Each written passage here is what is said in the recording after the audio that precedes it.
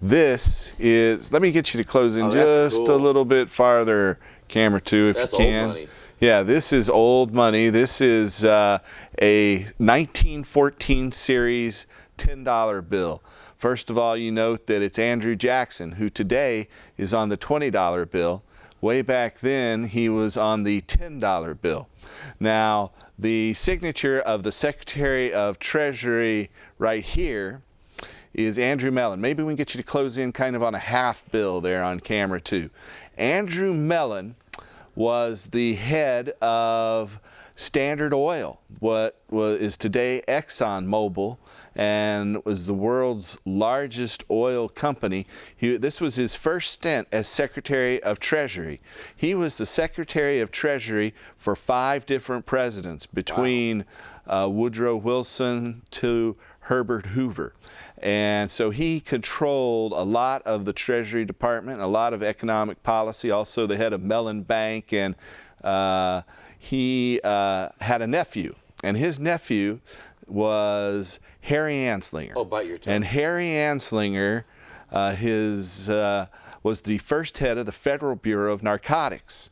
Now, the Federal Bureau of Narcotics started in 1931, and it was in place until '72, when under Richard Nixon they changed the Federal Bureau of Narcotics to the Drug Enforcement Administration in the Controlled Substances Act of 1972. But Harry Anslinger is the father of hemp and cannabis prohibition. He's the one who made up the Reefer Madness stories and said it caused people to go insane and kill their family and friends. Now, Andrew Mellon was the head, as I said, of Standard Oil. And in Mexico, in 1911, there was a revolution, as many of you may know, and Pancho Villa led the revolution, and they overthrew the Mexican government and established a new government that continues today. And Pancho Villa's soldiers had a Revolutionary War song called La Cucaracha. La Cucaracha, in one line in La Cucaracha, says that the cockroach, which is what La Cucaracha is, the cockroach, smokes marijuana and then falls down. Well, Pancho Villa, when they became the revolutionary leaders and took over the government of Mexico, they nationalized the oil industry. And the oil industry magnates, such as Andrew Mellon here, did not like that at all.